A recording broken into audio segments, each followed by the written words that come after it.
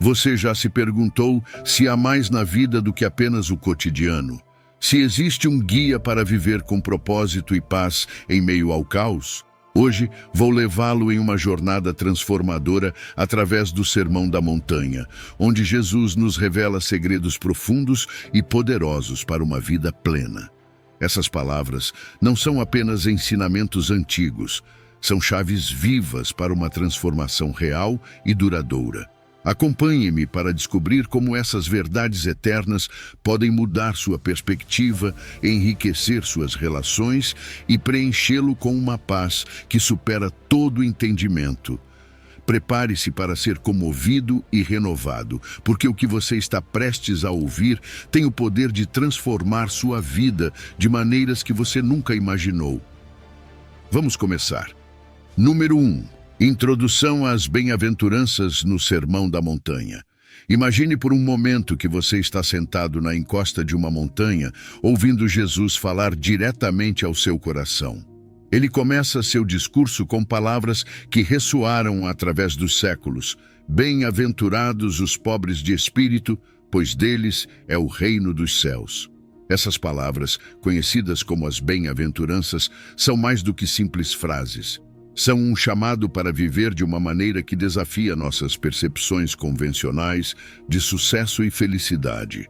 Não se trata de acumular riquezas ou poder, mas de buscar virtudes do coração, como a humildade, a misericórdia e a pureza. Quando Jesus fala dos bem-aventurados, ele nos convida a ver a vida de uma perspectiva divina. Cada bem-aventurança é uma paradoxa. Do ponto de vista humano, parecem contraditórias. Como podem ser felizes aqueles que choram, os que são perseguidos ou os que têm fome e sede de justiça? Mas no reino de Deus, essas atitudes são bênçãos, são um sinal de que o coração está alinhado com a vontade divina e de que estamos caminhando na direção certa para uma vida permeada pela graça e pela presença de Deus. Pense por um momento. Jesus não estava falando apenas a uma elite religiosa ou aos poderosos de seu tempo. Ele falava a uma multidão diversa, pescadores, camponeses, mulheres, crianças e também aos marginalizados. Seu mensagem era inclusivo, destinado a todos aqueles que buscam um relacionamento genuíno com Deus. Estabelece um padrão universal, convidando-nos a todos a adotar essas atitudes de coração que nos aproximam mais dele. As bem-aventuranças são uma promessa de consolo e esperança. Aos que sofrem, Jesus diz que serão consolados. Aos que têm fome e sede de justiça, assegura que serão saciados. Essas promessas não são apenas para o futuro distante do reino dos céus, mas têm um poder transformador aqui e agora. Nos convidam a viver com uma perspectiva de esperança eterna, confiando que nossas lutas e sacrifícios não são em vão, mas têm um propósito e uma recompensa divina. Adotar as bem-aventuranças significa permitir que nossos corações sejam transformados. É um convite para viver uma vida que reflete a graça de Deus, a ser portadores de seu amor e compaixão em um mundo que muitas vezes carece dessas virtudes. É um chamado para ser humildes, mostrar misericórdia, manter a pureza de coração e ser pacificadores. Em cada bem-aventurança, encontramos um guia prático para uma vida espiritual profunda e significativa. À medida que continuamos explorando o Sermão da Montanha, cada uma dessas bem-aventuranças nos oferecerá uma nova perspectiva, uma nova forma de ver o mundo e nossa relação com Deus. Nos desafiam a ir além das aparências e a cultivar um coração cheio de fé, esperança e amor. Você está pronto para esta jornada? Porque o que vem a seguir não é apenas uma lição de história, mas uma oportunidade para renovar seu espírito e transformar sua vida. Número 2. Humildade e pobreza de espírito na bem-aventurança. Quando Jesus fala dos pobres em espírito, ele nos convida a uma compreensão mais profunda da humildade e da dependência de Deus. Ser pobre em espírito não é sobre ter carências materiais, mas sobre reconhecer nossa necessidade espiritual e nossa insuficiência sem a ajuda divina. Imagine que você está olhando no espelho e vê além do seu reflexo, vê sua alma nua diante de Deus, consciente de que sem sua orientação e seu amor, estamos incompletos. Essa atitude de humildade é fundamental para experimentar as bênçãos do reino dos céus. Contraste isso com a autossuficiência frequentemente promovida em nossa cultura. Nos ensinam a ser independentes, a confiar somente em nós mesmos e a ver a dependência como uma fraqueza. Mas Jesus nos diz o contrário, que a verdadeira força e bênção vem quando reconhecemos nossa dependência absoluta de Deus. Essa humildade não é um sinal de fraqueza, mas de sabedoria. Ao reconhecer que não podemos fazer tudo sozinhos, abrimos nosso coração para a intervenção divina, permitindo que sua graça nos transforme de maneiras que nunca poderíamos imaginar por conta própria. Pense nisso, ao aceitarmos nossa necessidade espiritual, tornamo-nos receptivos à graça divina. É como abrir as janelas de nossa alma para deixar entrar a luz do sol.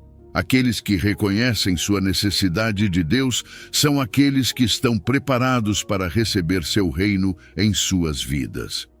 Essa receptividade nos muda, nos transforma em pessoas que buscam e valorizam o eterno sobre o temporal, que encontram em Deus a fonte de seu verdadeiro ser e propósito.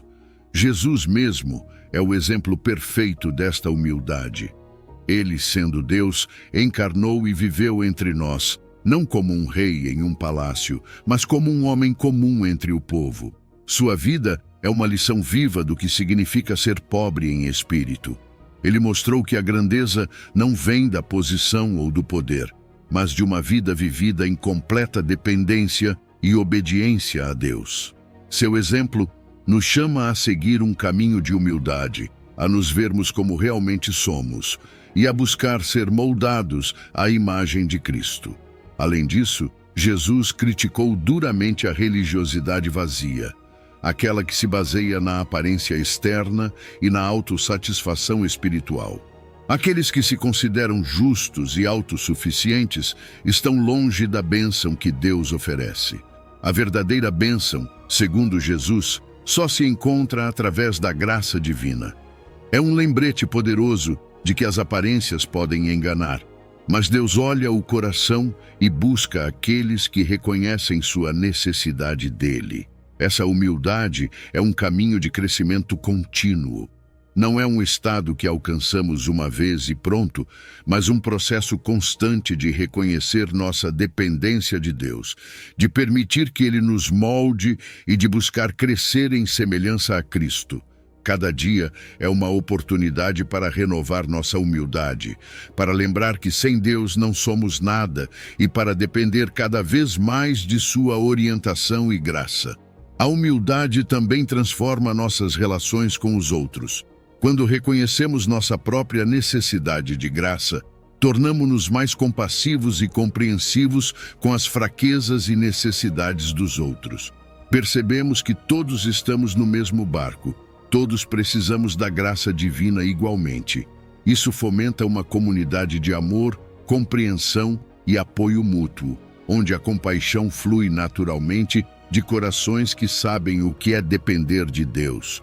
Portanto, ser pobre em espírito é mais do que uma bem-aventurança, é um estilo de vida, um caminho para a verdadeira bênção e transformação espiritual. Nos convida a deixar para trás a autossuficiência e abraçar a graça divina, permitindo que Deus faça em nós o que não podemos fazer por nós mesmos. É um chamado para viver em humildade, buscar a Deus em tudo e deixar que seu amor e graça transformem cada aspecto de nossa vida. Você está pronto para caminhar esse caminho de humildade e dependência de Deus? Porque é neste caminho que encontramos a verdadeira riqueza do reino dos céus. Número 3.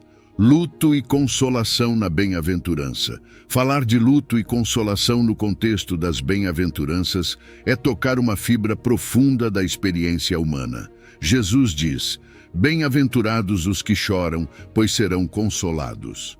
Esta afirmação vai além do entendimento comum do luto. abrangendo tanto a dor por perdas físicas como o luto espiritual pelo pecado e a separação de Deus. É como se Jesus estivesse nos dizendo que o reconhecimento de nossa fragilidade e nossas falhas é o primeiro passo para uma vida transformada pela graça divina. O luto de que Jesus fala é um sinal de que nossos corações estão abertos e sensíveis à realidade de nossa condição humana. Quando choramos por nossas perdas, por nossos pecados ou pelo sofrimento do mundo, estamos permitindo que essa vulnerabilidade nos aproxime mais de Deus. Sabe, é nesses momentos de grande tristeza e quebranto que a compaixão de Deus se torna mais evidente. Ele não nos deixa sozinhos em nossa dor, mas nos oferece um consolo que vai além de qualquer coisa que possamos encontrar neste mundo. É uma paz que supera todo o entendimento, uma restauração que só Ele pode proporcionar. Jesus mesmo experimentou o luto e a tristeza. Não podemos esquecer o momento em que chorou por Jerusalém, sabendo do sofrimento que viria, ou quando chorou diante do túmulo de Lázaro, mostrando que não está distante de nossa dor, mas que a entende profundamente. Isso não apenas nos consola, mas também nos dá um exemplo a seguir. Jesus mostrou uma empatia genuína para com a condição humana, e isso nos ensina a não fugir da dor, mas a enfrentá-la com a esperança da consolação divina. Quando lamentamos nosso pecado, quando sentimos o peso de nossas falhas, estamos no caminho para a redenção. Esse tipo de luto nos transforma porque nos leva à cruz, ao lugar onde encontramos perdão e restauração. Cada lágrima que derramamos em arrependimento é uma oração por si mesma, e Deus responde a essas orações com sua graça e misericórdia, mudando nosso coração e nos dando uma nova perspectiva de vida. Além disso, esta bem-aventurança não se aplica apenas à nossa dor pessoal. Ela nos chama a ter compaixão pelos outros, a chorar com os que choram e a carregar as cargas dos outros. Quando vemos injustiça, sofrimento e dor no mundo, nosso coração também deveria se quebrar.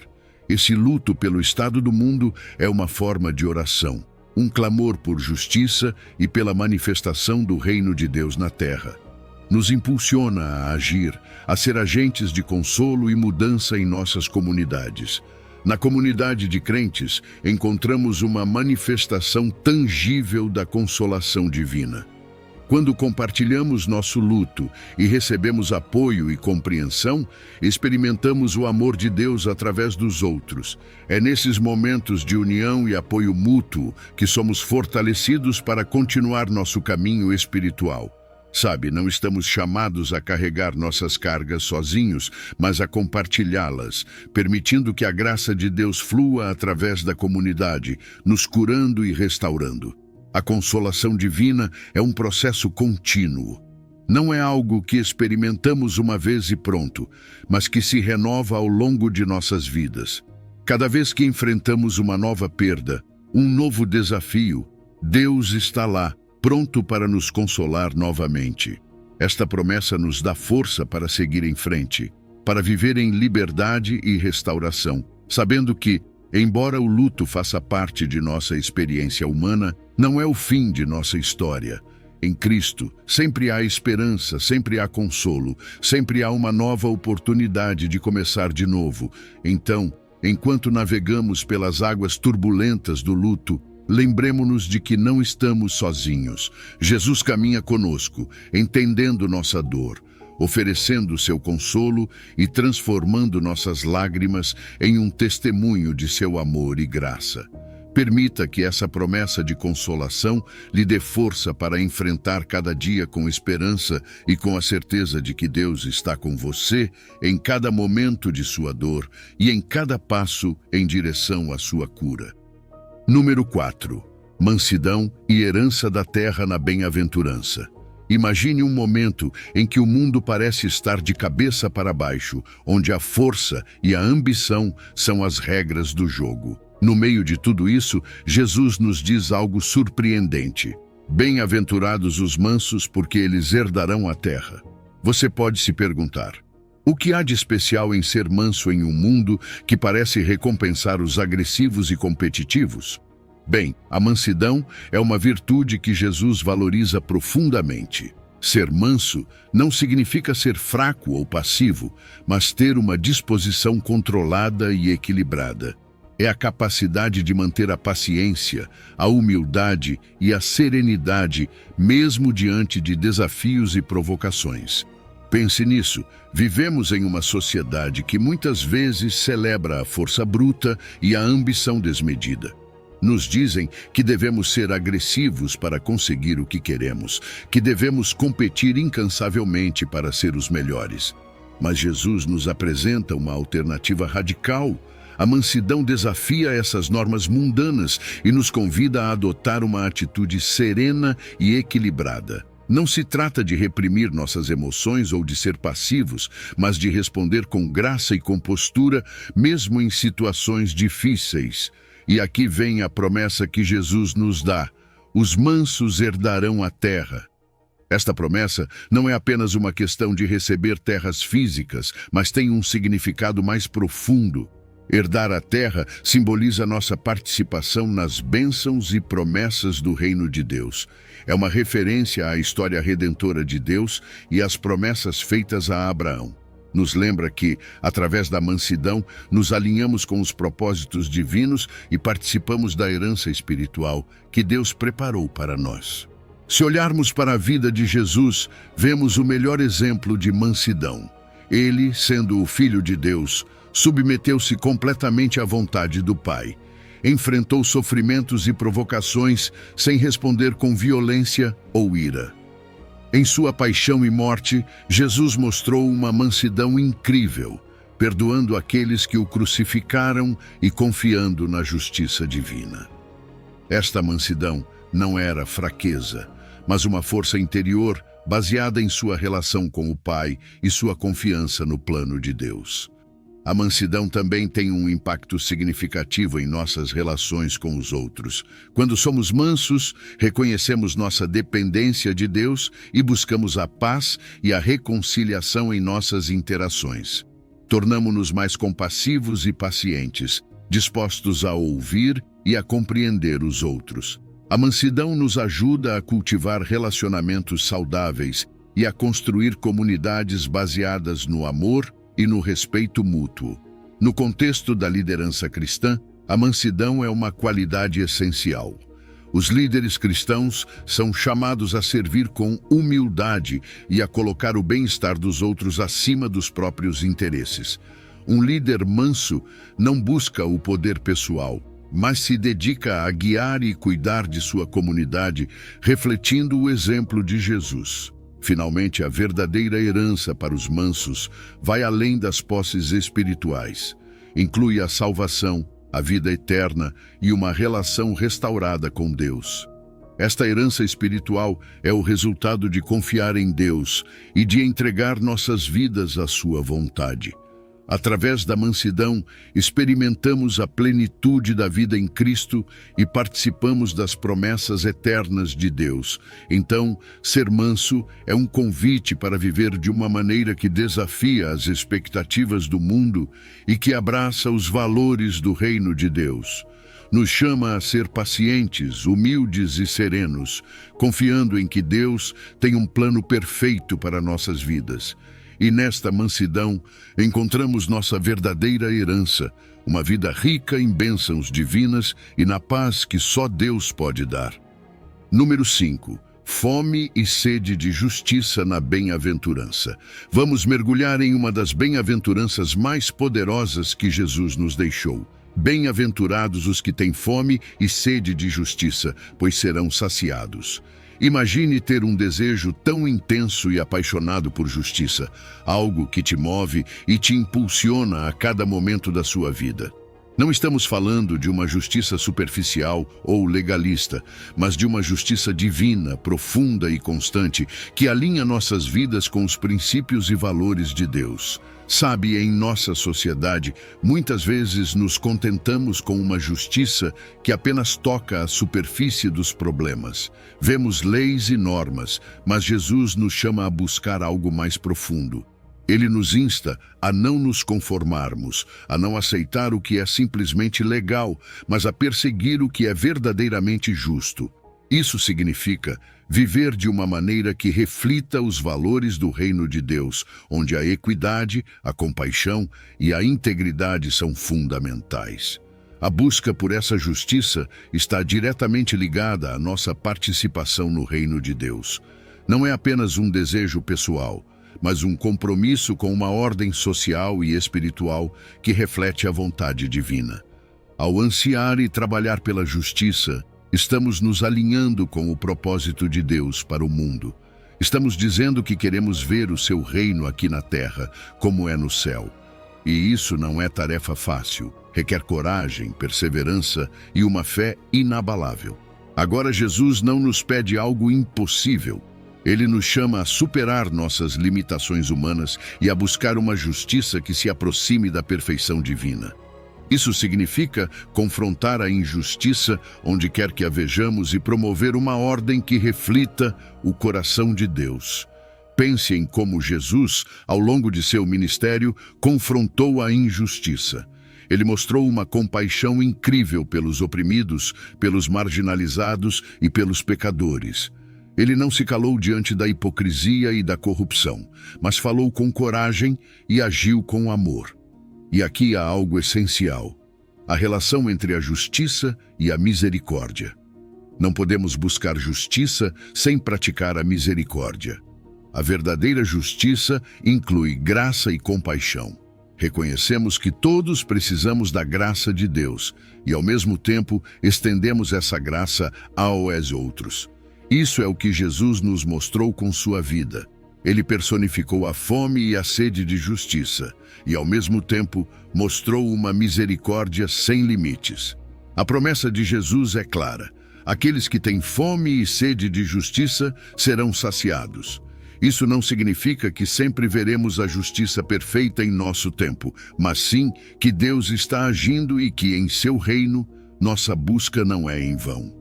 A satisfação que Jesus promete é profunda, uma satisfação que transcende as circunstâncias atuais e que se encontra na confiança de que Deus está no controle e que sua justiça prevalecerá.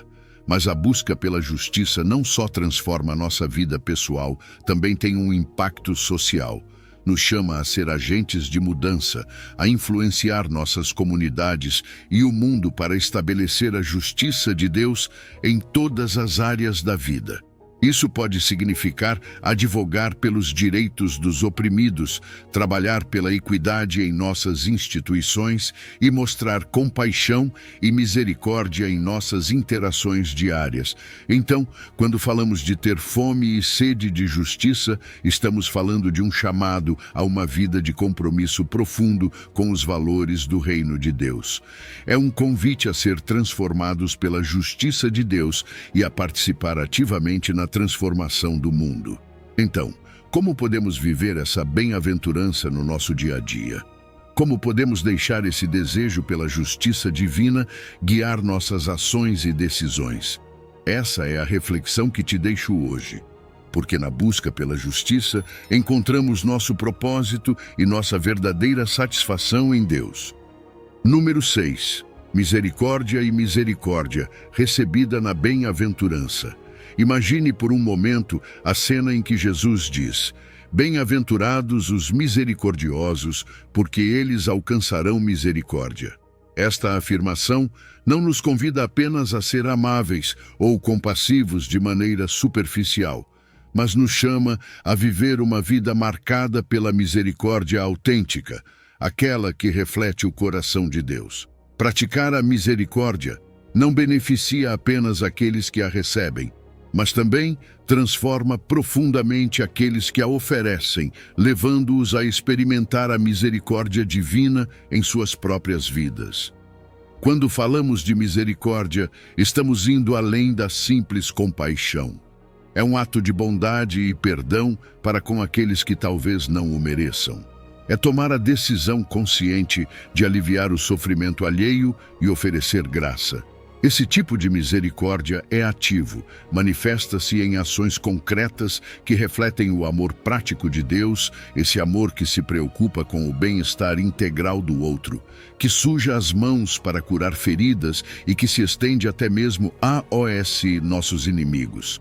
A bem-aventurança sugere que aqueles que praticam a misericórdia estão refletindo a natureza abundante de Deus, que é misericordioso de maneira ilimitada. Quando somos misericordiosos, alinhamo-nos com o caráter divino, permitindo que seu amor e compaixão fluam através de nós.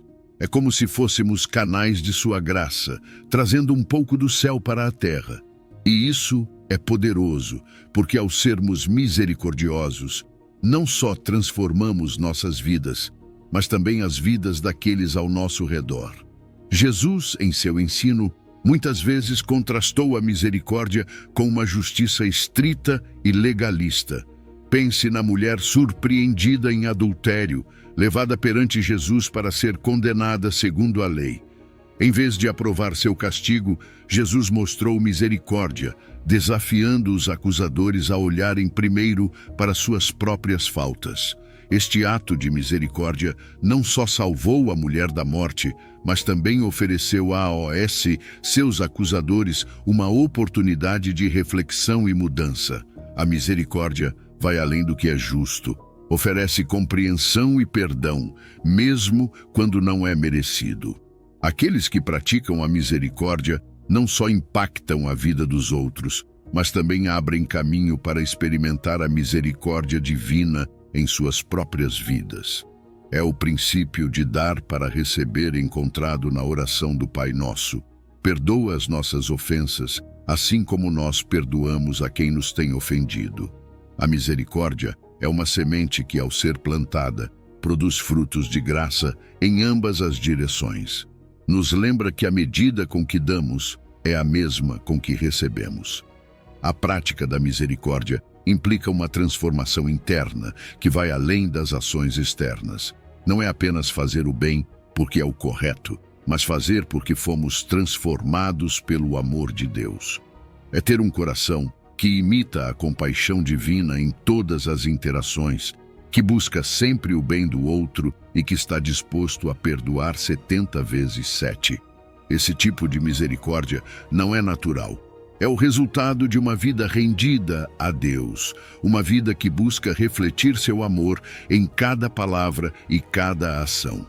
Em um mundo onde a vingança e a reciprocidade negativa muitas vezes prevalecem, a bem-aventurança da misericórdia nos desafia profundamente, nos chama a ser diferentes, a quebrar o ciclo de ressentimento e a promover a reconciliação. Quando praticamos a misericórdia, contribuímos para a criação de comunidades caracterizadas pela graça e pelo amor. Tornamo-nos agentes de mudança, pessoas que constroem pontes em vez de levantar muros.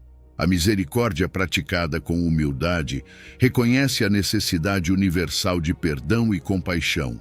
Entende que todos somos passíveis de cometer erros e que todos precisamos da graça divina.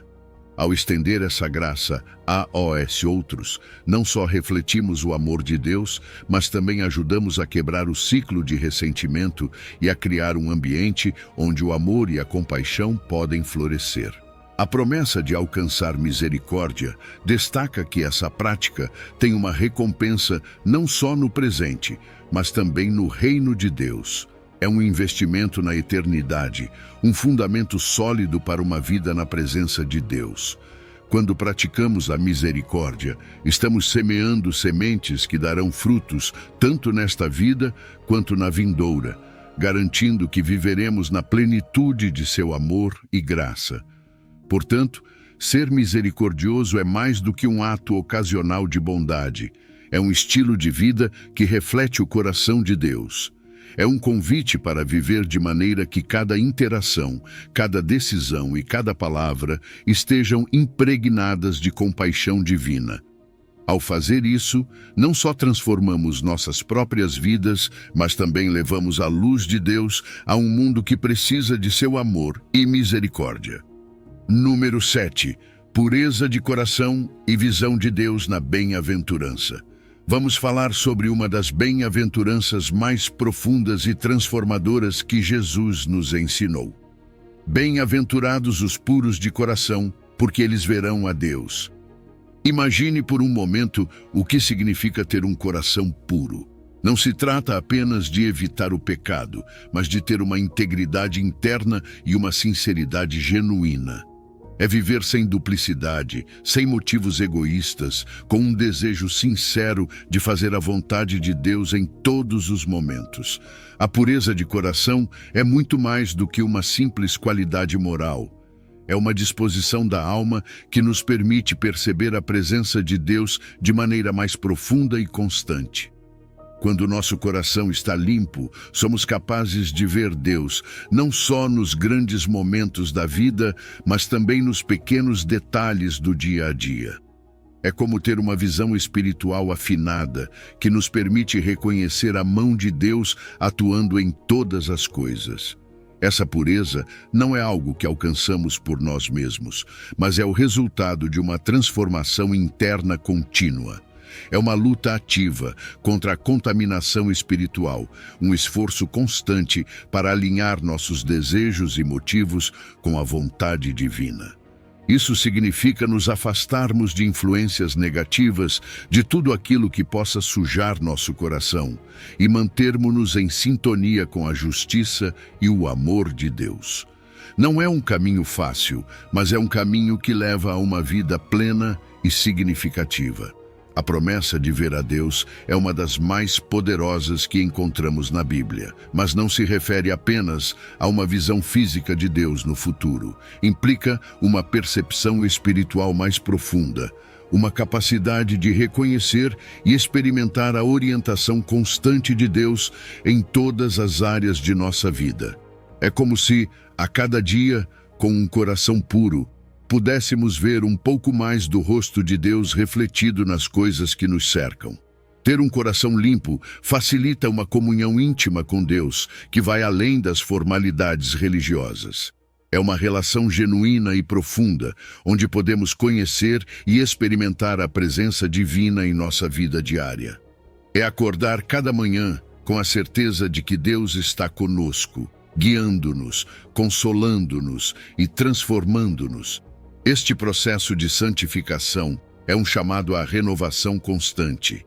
É reconhecer que, embora possamos cair, sempre podemos nos levantar e nos arrepender, permitindo que Deus continue transformando e purificando nosso coração. É uma disposição de estar sempre abertos à correção divina, sabendo que cada passo em direção à pureza de coração nos aproxima mais da visão de Deus. A pureza de coração também se reflete em como tratamos os outros. Aqueles com corações puros são capazes de ver a imagem de Deus em cada pessoa, desenvolvendo uma capacidade aguçada para discernir a vontade de Deus em diferentes situações. Esta pureza se manifesta em um amor e compaixão genuínos, em uma disposição para servir e ajudar sem esperar nada em troca. E aqui é onde a vida frutífera entra em jogo. Um coração limpo leva a uma vida que reflete os frutos do Espírito: amor, alegria, paz, paciência, benignidade, bondade, fé, mansidão e temperança.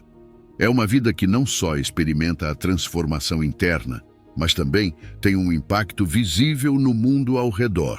As pessoas notam algo diferente em nós, uma luz, uma paz que só pode vir de um coração alinhado com Deus. Portanto, ter um coração puro é um convite para viver de maneira que transforma não apenas nossa própria vida, mas também a vida daqueles ao nosso redor. É um chamado para buscar a Deus com todo o nosso ser, para deixar que seu amor e sua graça limpem e renovem nosso coração a cada dia. Você está pronto para aceitar esse chamado? Porque na pureza de coração não encontramos apenas a visão de Deus, mas também uma vida cheia de propósito, significado e uma alegria que transcende todas as circunstâncias.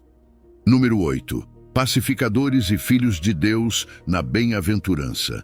Observe que quando Jesus diz, bem-aventurados os pacificadores, porque eles serão chamados filhos de Deus, ele nos está convidando para uma tarefa que vai além de simplesmente evitar brigas ou conflitos. Ser um pacificador é muito mais profundo.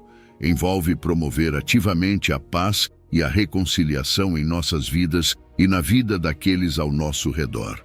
Isso reflete nossa identidade como filhos de Deus, pois Deus mesmo é o grande pacificador. Sabe, a paz sobre a qual Jesus fala não é apenas a ausência de conflito. Vai muito além. É uma paz que inclui bem-estar integral, harmonia e reconciliação. Os pacificadores não apenas buscam evitar brigas, mas trabalham para restaurar relacionamentos quebrados e promover justiça. Imagine ser alguém que traz cura onde há feridas, alguém que constrói pontes em vez de erguer muros.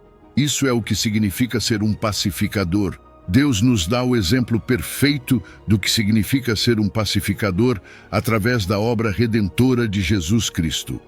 Jesus veio ao mundo para nos reconciliar com Deus, trazer paz às nossas vidas e nos ensinar a viver em harmonia uns com os outros. Como pacificadores, somos chamados a imitar esse modelo divino em nossas relações e ações.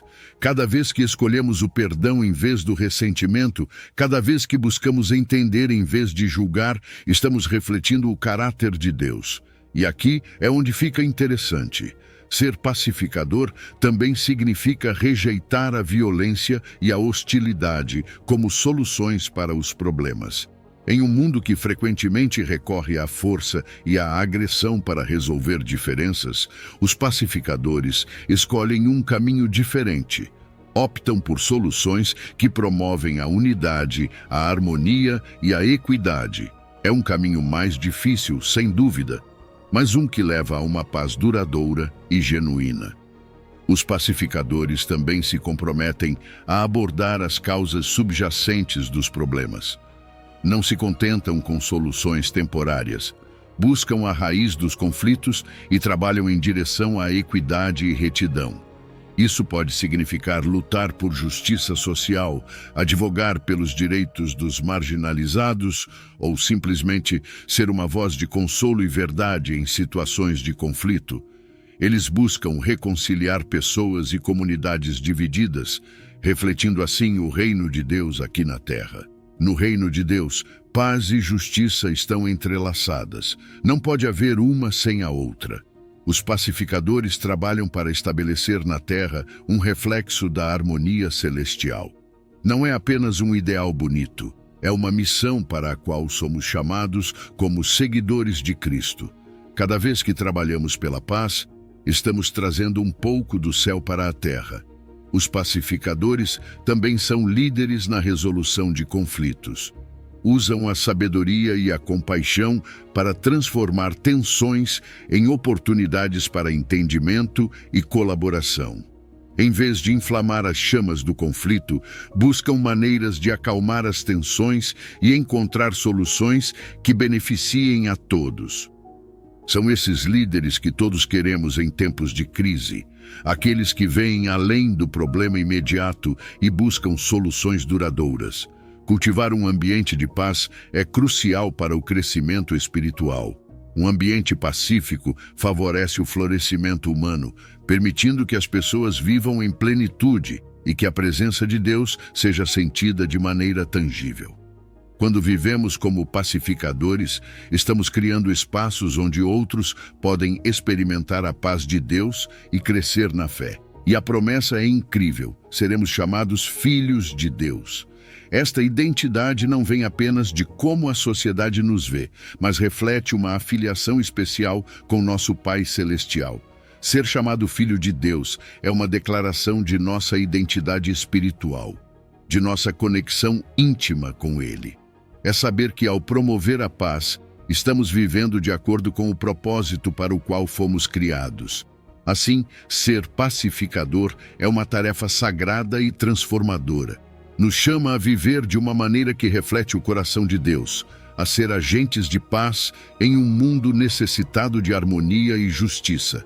É um desafio, mas também uma oportunidade incrível para viver como verdadeiros filhos de Deus. Você está pronto para aceitar esse chamado e se tornar um pacificador? Porque neste caminho, não apenas trazemos paz ao mundo, mas também encontramos nossa verdadeira identidade como filhos do Deus da paz. Número 9. Perseguição por justiça na bem-aventurança. Sabe, falar sobre perseguição por causa da justiça não é fácil. Toca uma fibra sensível, porque ninguém gosta da ideia de sofrer ou enfrentar hostilidade. Mas Jesus nos diz: bem-aventurados os que são perseguidos por causa da justiça, pois deles é o reino dos céus. Isso nos dá uma perspectiva completamente diferente sobre a perseguição. Lembra-nos que aqueles que buscam a justiça podem enfrentar dificuldades, mas também nos garante uma recompensa celestial que vale a pena. A perseguição por causa da justiça é uma realidade que muitos enfrentaram ao longo da história. Quando você se compromete com princípios justos e busca equidade e retidão, muitas vezes se encontra em conflito com as normas culturais ou leis humanas injustas. É um caminho difícil, mas Jesus nos encoraja dizendo que o reino dos céus pertence àqueles que sofrem por essa causa. É uma promessa que nos dá força para seguir em frente, sabendo que nosso sofrimento não é em vão. Jesus é o exemplo perfeito do que significa ser perseguido por justiça. Ele desafiou o status quo de seu tempo, enfrentando oposição das autoridades religiosas e civis. Seu compromisso com a verdade e a justiça o levou à cruz, e ainda assim, em seu sofrimento, mostrou-nos o caminho da verdadeira justiça e nos convidou a seguir seus passos. Essa conexão com Jesus nos dá conforto e força. Lembra-nos que não estamos sozinhos em nossas lutas, mas que estamos unidos a Cristo em seu sofrimento. Manter um compromisso firme com princípios divinos pode ser um desafio, especialmente quando esses princípios entram em conflito com as normas culturais ou leis humanas. Mas essa bem-aventurança nos chama a ser corajosos e a permanecer firmes em nossa busca por justiça, mesmo quando enfrentamos oposição. Não se trata de procurar problemas ou ser rebelde por ser, mas de estar disposto a enfrentar as consequências de fazer o que é certo. É importante distinguir entre perseguição justa e injusta. A perseguição por justiça é específica para aqueles que são perseguidos por buscar equidade e retidão. Não se trata de ser perseguido por más ações ou atitudes, mas de enfrentar hostilidade por nosso compromisso com princípios divinos. Essa distinção nos ajuda a entender o verdadeiro significado da bem-aventurança e a reconhecer a importância de permanecer fiel a Deus. A recompensa espiritual que Jesus promete àqueles que enfrentam perseguição é imensa. Ser cidadãos do reino celestial significa encontrar consolo e plenitude na presença de Deus. É uma promessa que transcende as dificuldades temporais e nos dá uma perspectiva eterna. No meio da perseguição, podemos encontrar paz, sabendo que nossa recompensa é segura e que Deus está conosco. Jesus nos conforta, lembrando-nos de que Ele também foi perseguido. Essa comunhão com Cristo no sofrimento nos fortalece. Lembra-nos de que nossas lutas não são únicas e que podemos encontrar esperança e força em seu exemplo. Jesus enfrentou a perseguição com coragem e amor e nos convida a fazer o mesmo, sabendo que estamos unidos a Ele em nossas adversidades. A promessa de recompensa eterna é uma das mais reconfortantes de todas. A bem-aventurança nos assegura que aqueles que sofrem perseguição por causa da justiça encontrarão consolo e plenitude na presença de Deus. Não se trata apenas de suportar o sofrimento, mas de fazê-lo com a esperança de uma recompensa celestial. Essa perspectiva nos dá força para perseverar e nos lembra que, no final, a justiça de Deus prevalecerá. Assim, ser perseguido por justiça é um desafio, mas também É uma oportunidade de demonstrar nosso compromisso com princípios divinos e de experimentar a presença de Deus de maneira profunda. É um chamado para viver com coragem e fidelidade, sabendo que nosso sofrimento não é em vão.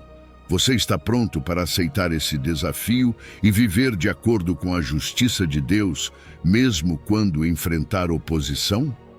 Porque na perseguição encontramos a promessa de uma recompensa eterna e a certeza de que o reino dos céus nos pertence.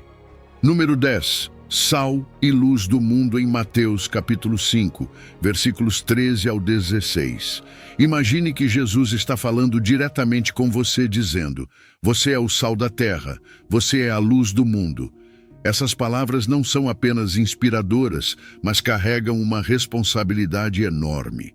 Jesus nos está chamando para ter um impacto positivo em nossa sociedade, para sermos agentes de mudança que refletem a glória de Deus em tudo que fazemos. Vamos desdobrar o que realmente significa ser o sal e a luz do mundo. Primeiro, pensemos no sal.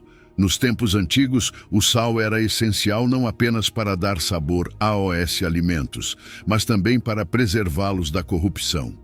É assim que Jesus nos vê, como aqueles que devem preservar a bondade e a moral no mundo. Em um ambiente onde a corrupção e o mal parecem prevalecer, você e eu somos chamados a ser esse agente preservador. Cada vez que mantemos nossa integridade, que agimos com justiça, estamos sendo o sal que o mundo precisa. Não é uma tarefa fácil, mas é uma para a qual Jesus nos chama urgentemente. Além de preservar, o sal também tempera. Pense em como uma pitada de sal pode transformar completamente o sabor de uma refeição.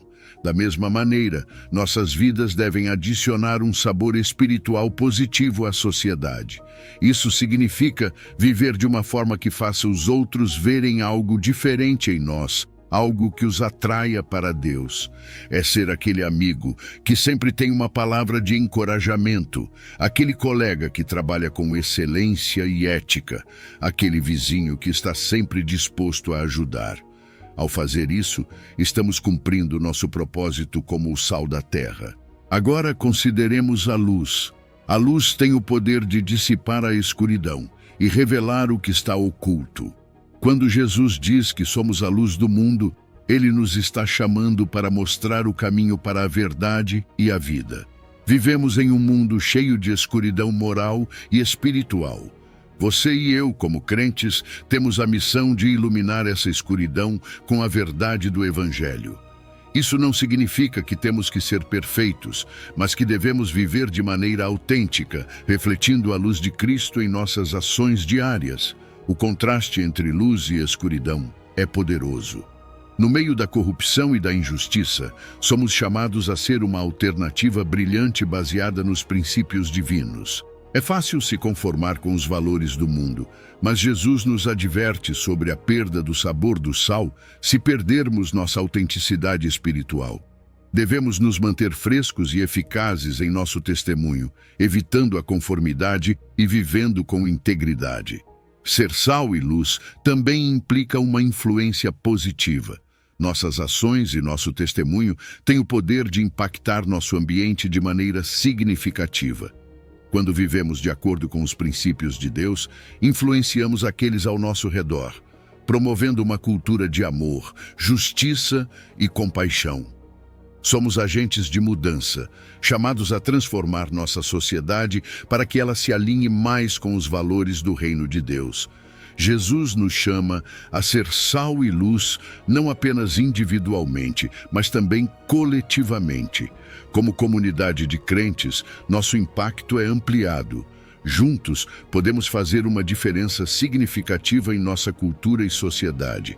É na união e no trabalho conjunto que realmente podemos ver mudanças profundas e duradouras.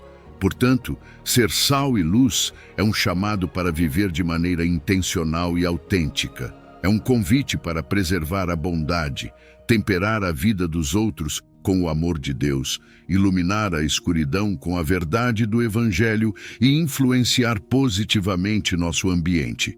É uma tarefa grande, mas não estamos sozinhos. Temos Deus conosco, guiando-nos e fortalecendo-nos a cada passo do caminho. Então, como você pode ser sal e luz hoje? Como você pode refletir a glória de Deus em suas ações e palavras? Pense nas pequenas coisas. Uma palavra gentil, um ato de justiça, uma decisão ética. Cada uma dessas ações, embora possam parecer pequenas, tem o poder de fazer uma grande diferença. Porque quando vivemos como sal e luz, estamos cumprindo nosso propósito divino e trazendo um pouco do céu para a terra. Número 11. Cumprimento da lei em Mateus, capítulo 5, versículo 17. Jesus disse algo realmente revolucionário. Não pensem que vim abolir a lei ou os profetas. Não vim abolir, mas cumprir. Isso é crucial, porque destaca a importância de viver de acordo com os princípios divinos que Deus estabeleceu desde o início. A lei mosaica não era apenas um conjunto de regras, mas um guia para viver em harmonia com Deus e com os outros. Jesus não veio descartar esse guia, mas completá-lo, levá-lo ao seu propósito máximo. Cumprir a lei vai além de simplesmente seguir regras à risca. Trata-se de entender e realizar os propósitos divinos por trás de cada mandamento. A lei não é um fim em si mesma, mas um meio para revelar a integridade e a eternidade dos princípios divinos. Quando Jesus fala em cumprir a lei, ele está nos convidando a uma transformação interior. Não se trata apenas de observância externa, mas de mudar nosso coração e nossas motivações internas para alinhá-las com a vontade de Deus. Há uma bela continuidade entre o Antigo e o Novo Testamento que Jesus enfatiza. Ele não veio contradizer os profetas ou descartar a lei, mas mostrar como tudo que foi escrito antes de sua vinda apontava para ele. Essa harmonia com a revelação divina anterior nos ajuda a ver a Bíblia como um todo coerente, onde cada parte tem um propósito e contribui para a nossa compreensão de quem é Deus e como Ele deseja que vivamos. A vida de Jesus é o exemplo perfeito de como cumprir a lei. Ele viveu em completa harmonia com a vontade divina, obedecendo a cada mandamento de Deus com perfeição. Mas mais do que isso, Jesus mostrou que a lei é um reflexo do caráter de Deus, e ao viver de acordo com ela, estamos refletindo Deus em nossas próprias vidas. Sua obediência não era apenas externa, era uma expressão de seu amor profundo e genuíno pelo Pai e pela humanidade. Por meio de sua morte e ressurreição, Jesus cumpriu os requisitos da lei, fornecendo a base para nossa justificação e reconciliação com Deus. Isso não significa que a lei se torne irrelevante, mas agora a entendemos através da lente do amor e da graça de Cristo.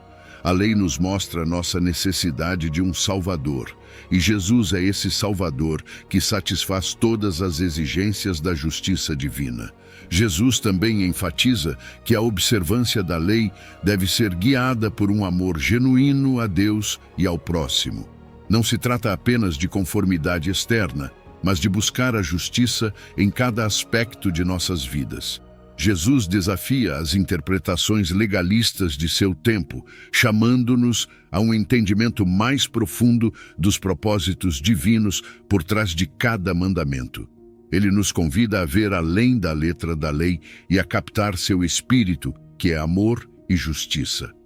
Uma das coisas mais poderosas que Jesus faz é ajustar o foco da lei, destacando a importância da misericórdia sobre o sacrifício. Ele nos ensina que o valor do amor, mesmo pelos inimigos, é fundamental.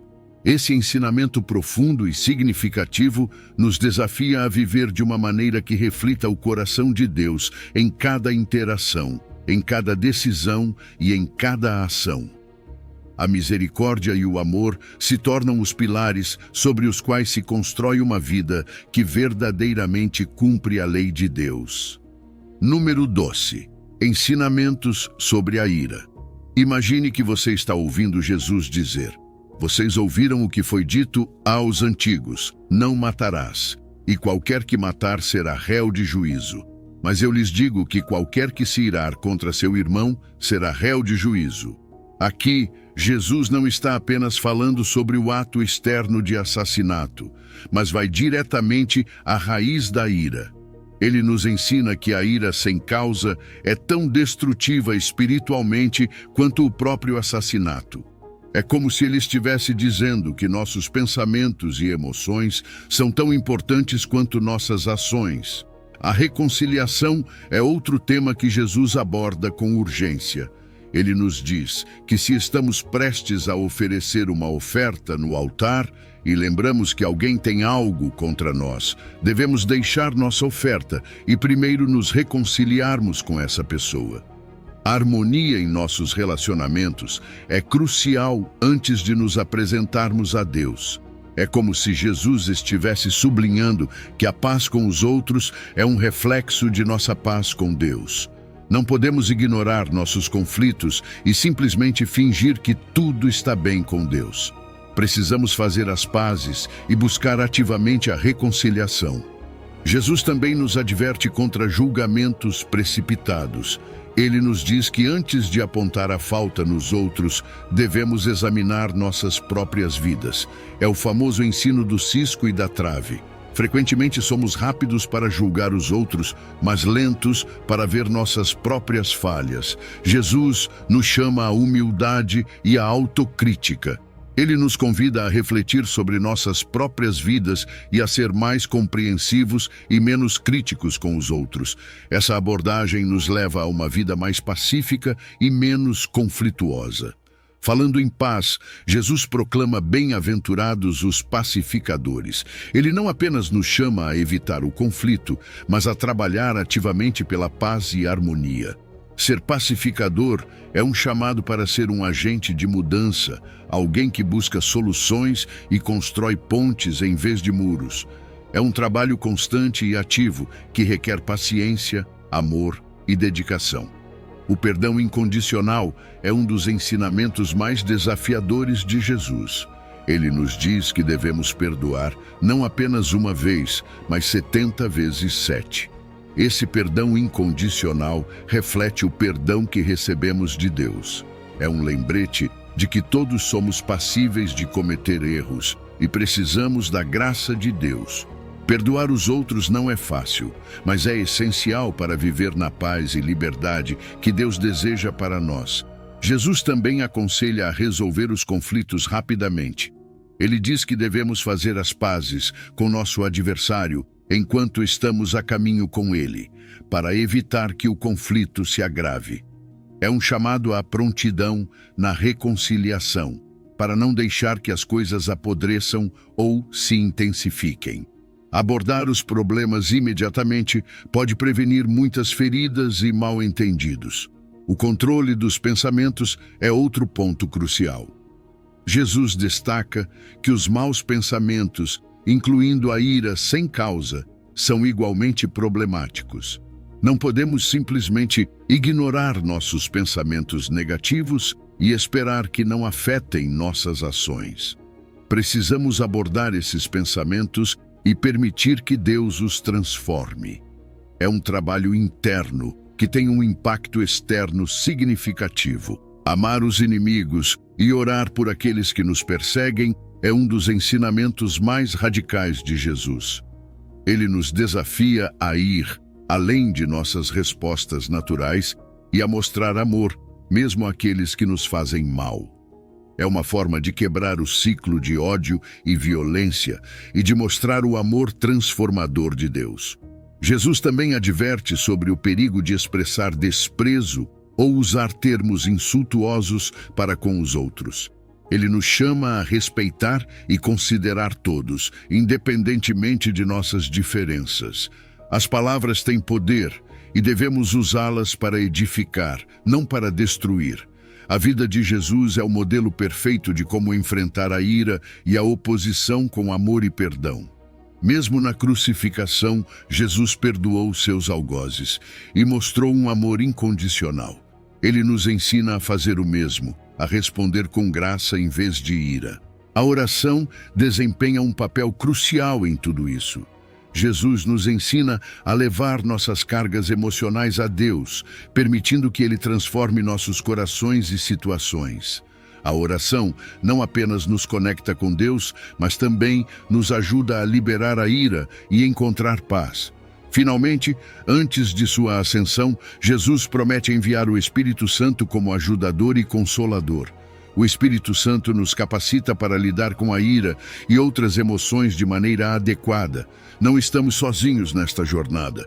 Temos ajuda divina para nos guiar e fortalecer. Número 13. Ensinamentos sobre o adultério no coração. Imagine que você está ouvindo Jesus dizer: vocês ouviram o que foi dito aos antigos, não cometerás adultério. Mas eu lhes digo que qualquer um que olhar para uma mulher com intenção impura já cometeu adultério com ela em seu coração. Aqui, Jesus não está apenas falando sobre o ato em si, mas sobre o que acontece dentro de nós. Ele nos está dizendo que a pureza não é apenas uma questão de ações externas, mas também de nossos pensamentos e desejos internos. Ele nos chama a uma integridade que abrange todo o nosso ser, desde o que fazemos até o que pensamos e sentimos.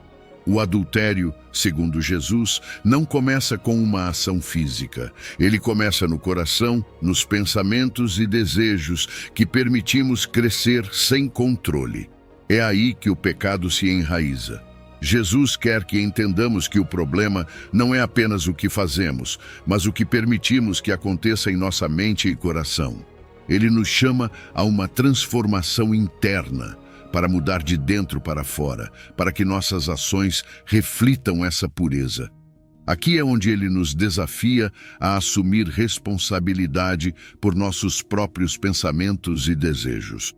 Não podemos justificar o pecado dizendo que fomos tentados. A tentação é uma oportunidade para exercer autocontrole e buscar pureza. Jesus nos está chamando a sermos mestres de nossos pensamentos, a não deixar que o desejo lascivo tome controle. Ele diz que o desejo em si, quando alimentado e deixado crescer, é tão grave quanto o ato de adultério. A seriedade desse pecado é clara. Jesus equipara o desejo lascivo ao próprio adultério. Isso sublinha a importância de manter nossos corações e mentes puros, mas ele não nos deixa sem esperança. Oferece uma solução através do arrependimento e da transformação interna que são possíveis por sua obra redentora. Ele nos convida a vir a Ele com nossas falhas, a receber sua graça e a permitir que Ele transforme nosso coração. Para evitar cair em tentação, Jesus aconselha a tomar medidas radicais. Se o seu olho o faz pecar, arranque-o. Se a sua mão o faz pecar, corte-a. Claro, ele não está falando literalmente, mas está dizendo que devemos ser sérios e decididos em nos manter longe de situações que possam nos levar ao pecado. A pureza é tão importante que vale a pena fazer sacrifícios para mantê-la. Jesus também desafia as normas culturais de sua época ao chamar tanto homens quanto mulheres a guardar seus corações e viver em pureza. Em uma cultura que frequentemente desculpava os homens por seus desejos, Jesus estabelece um padrão elevado para todos. Ele nos chama a uma igualdade de responsabilidade em pureza e santidade. Ele critica duramente uma religiosidade externa que esconde a impureza interna. Não se trata apenas de parecer puro, mas de ser verdadeiramente puro. Jesus nos chama a uma fé genuína, que transforma o coração e se reflete em ações consistentes com a pureza. Ele nos convida a abandonar a hipocrisia e a viver uma vida autêntica e santa. Aqui é onde a graça e o perdão divinos são cruciais. Todos falhamos, todos lutamos com pensamentos e desejos impuros. Jesus destaca a necessidade da graça e do perdão para a transformação interna e a vida em santidade. Não podemos fazer isso sozinhos. Precisamos da obra de Cristo e da ajuda do Espírito Santo para viver em pureza. Jesus busca prevenir o pecado em todas as suas formas ao abordar sua raiz no coração. Ele não apenas nos diz o que não fazer, mas nos mostra como viver uma vida transformada. Por meio de sua obra, ele mostra que a pureza é possível. Ele nos chama a uma vida de santidade, refletindo a pureza e a santidade de Deus tanto em nossas ações quanto em nossos pensamentos. Então, como podemos aplicar isso em nossa vida diária? Primeiro, reconhecendo a importância de nossos pensamentos e desejos. Segundo, buscando a transformação interna através de Cristo. Terceiro, tomando medidas sérias para evitar a tentação. E, finalmente, vivendo uma vida de integridade e pureza, não apenas no que fazemos, mas no que pensamos e sentimos. Porque, no fim, Jesus nos chama a ser puros de coração, para que nossas vidas reflitam sua santidade e seu amor em tudo o que somos e fazemos. Número 14. Juramentos e honestidade. Quando Jesus fala sobre juramentos em Mateus capítulo 5, versículos 33 ao 37, ele nos dá uma lição profunda sobre a importância da honestidade e da integridade. Ele nos diz que não precisamos jurar pelo céu, pela terra ou pela nossa própria cabeça para sermos críveis. O que realmente importa é que nossas palavras sejam sinceras e autênticas em todas as circunstâncias. Pense em quantas vezes sentimos a necessidade de reforçar nossas promessas com grandes juramentos. Jesus está nos dizendo que isso não é necessário se vivemos com integridade. Nossa credibilidade deve ser baseada na sinceridade de nossas palavras, não em promessas grandiosas. Nos tempos de Jesus, era comum as pessoas fazerem juramentos para reforçar a verdade de suas palavras. Mas Jesus vai além e nos chama a uma vida de tal honestidade que nossas palavras por si só sejam suficientes. Ele nos desafia a evitar juramentos manipulativos, aqueles usados para enganar ou dar uma aparência de santidade. A verdadeira integridade não precisa de adornos. Se dizemos sim ou não, isso deveria ser suficiente. A clareza e a verdade em nossas palavras são mais valiosas do que qualquer juramento. Jesus também critica a prática de usar juramentos para parecer santo ou credível. Não se trata apenas do que dizemos, mas de viver de uma maneira que nossas ações apoiem nossas palavras. Imagine um mundo onde todos vivessem assim. As relações seriam muito mais saudáveis, baseadas na confiança mútua e na autenticidade. Não haveria necessidade de juramentos adicionais, porque todos saberíamos que podemos confiar na palavra do outro. O ensinamento de Jesus sobre juramentos também nos chama a refletir sobre nossa responsabilidade perante Deus. Fazer um juramento é uma promessa feita diretamente a Deus e devemos levá-la a sério. Mas além dos juramentos formais, nossa vida diária deve refletir um compromisso genuíno com a verdade e a integridade. Cada palavra que dizemos, cada promessa que fazemos é uma oportunidade para viver de acordo com os valores do reino de Deus. Quando Jesus nos diz para não jurarmos nem pelo céu nem pela terra, ele está nos lembrando de nossa capacidade limitada de controlar o futuro. Não podemos garantir nossas promessas com algo tão grandioso porque não temos esse poder. Em vez de depender de juramentos grandiosos, devemos depender da sinceridade e integridade de nossas palavras. Isso nos chama a uma profunda humildade, reconhecendo nossas limitações e confiando em Deus. Em um mundo onde as palavras muitas vezes são manipuladas e distorcidas, o ensino de Jesus nos convida a ser um contraste. Ele nos chama a ser pessoas cuja palavra seja confiável, sem necessidade de adornos ou juramentos adicionais. Isso não apenas fortalece nossas relações interpessoais, mas também reflete a autenticidade e credibilidade de nossa fé. Quando nossas palavras e ações são coerentes, mostramos ao mundo uma imagem verdadeira do que significa seguir a Jesus. O valor da verdade no reino de Deus não pode ser subestimado. Jesus nos ensina que a honestidade intrínseca de nossas palavras é fundamental. Não precisamos fazer juramentos desnecessários se vivemos uma vida de integridade. Isso não só nos liberta da hipocrisia, mas também promove uma comunidade mais forte e confiável.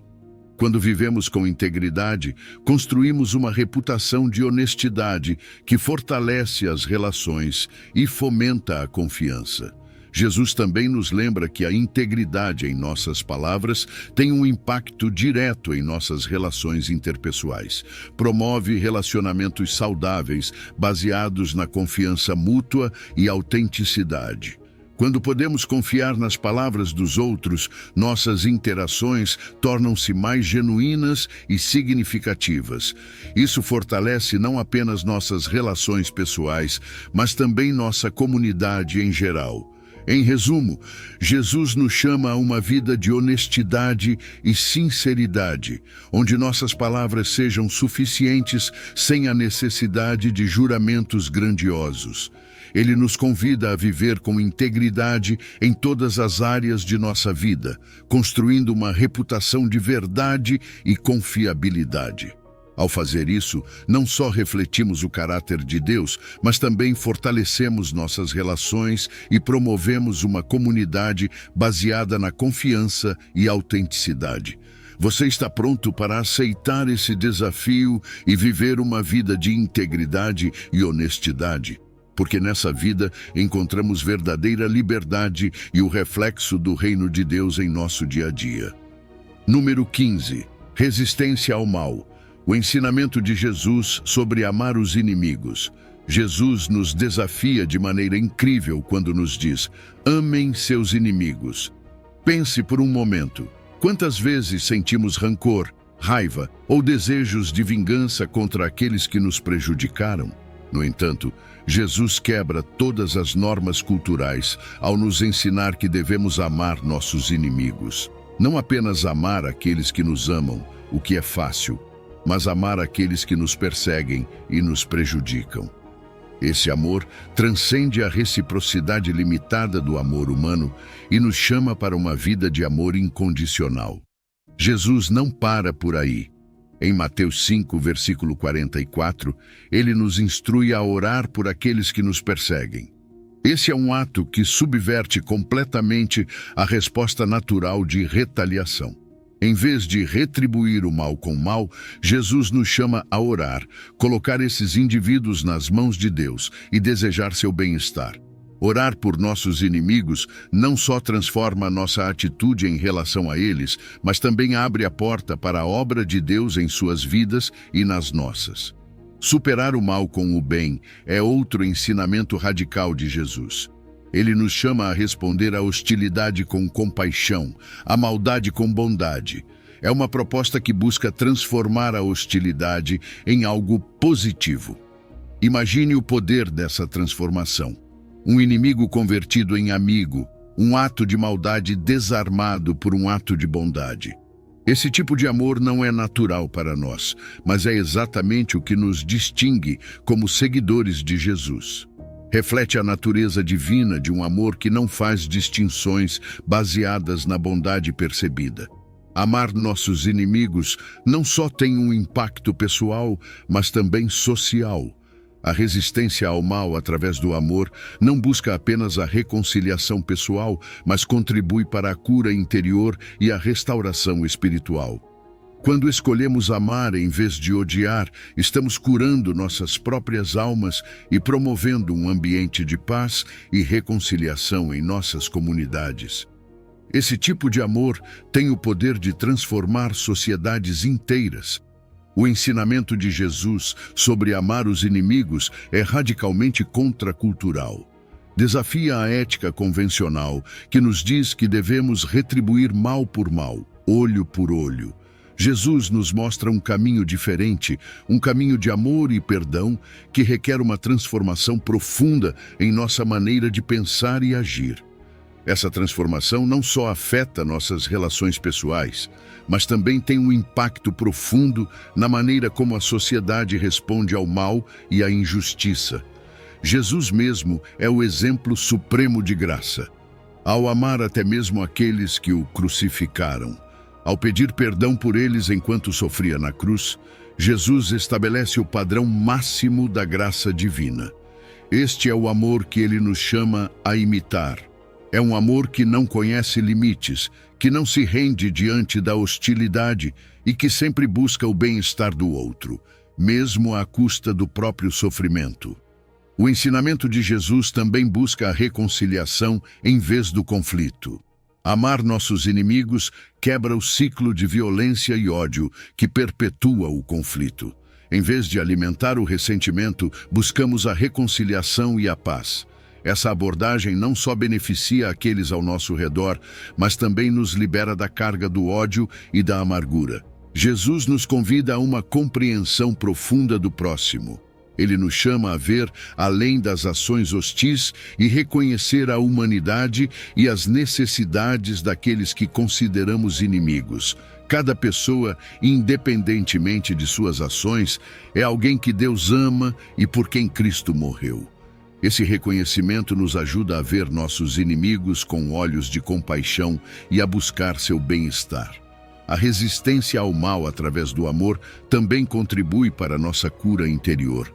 Quando escolhemos amar em vez de odiar, contrariamos a amargura e o ressentimento que podem corroer nossa alma.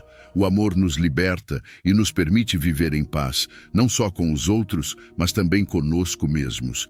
Finalmente, a graça divina é o que capacita esse amor. Não podemos amar nossos inimigos por nossas próprias forças.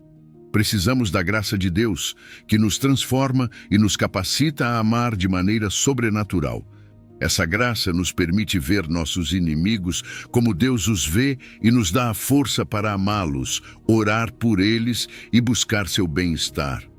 Então, como você pode aplicar esse ensinamento em sua vida? Pense em alguém que lhe causou dor. Em vez de alimentar o rancor, comece a orar por essa pessoa. Peça a Deus que lhe dê a graça para amar e a força para perdoar.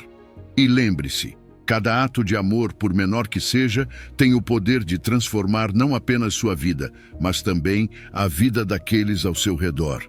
Porque no amor AOS, nossos inimigos, refletimos o amor incondicional de Deus e vivemos segundo os princípios do reino de Deus. Os ensinamentos de Jesus no Sermão da Montanha são um tesouro de sabedoria e orientação espiritual. Cada bem-aventurança e cada instrução nos chama a uma vida de maior integridade, compaixão e amor. Jesus não apenas nos convida a seguir um conjunto de regras, mas a transformar nosso coração e nossa mente para viver em consonância com os valores do reino de Deus. Reflexione sobre como esses ensinamentos podem mudar sua perspectiva e sua vida diária. Considere a humildade, a misericórdia, a pureza de coração e o amor aos inimigos como caminhos para uma vida mais plena e significativa. Ao aplicar esses princípios, você não só transforma sua vida, mas também influencia positivamente aqueles ao seu redor. Se esta mensagem ressoou com você, eu o convido a aprofundar-se mais nestes ensinamentos e a compartilhar este vídeo com seus amigos e familiares. Inscreva-se em nosso canal para mais conteúdo que o inspire e guie em seu caminho espiritual. Comente abaixo suas reflexões e como esses ensinamentos estão impactando sua vida. Juntos, podemos criar uma comunidade de apoio e crescimento na fé. Se você chegou ao final deste vídeo, você é uma pessoa dedicada e comprometida com o crescimento espiritual e a aproximação de Deus. O fato de você ter chegado até aqui demonstra sua determinação em absorver conhecimento e aplicá-lo em sua vida. Continue buscando sabedoria e trabalhando para fortalecer sua fé e sua relação com Deus. Lembre-se de que o aprendizado e a aproximação a Deus são uma jornada contínua e gratificante. Meus vídeos ajudam pessoas de todas as idades a se aproximarem de Deus, redescobrindo ensinamentos esquecidos e aprofundando-se na palavra divina. Comente "Estou mais próximo de Deus" para nos informar que você chegou até aqui e que está nesse caminho de fé conosco.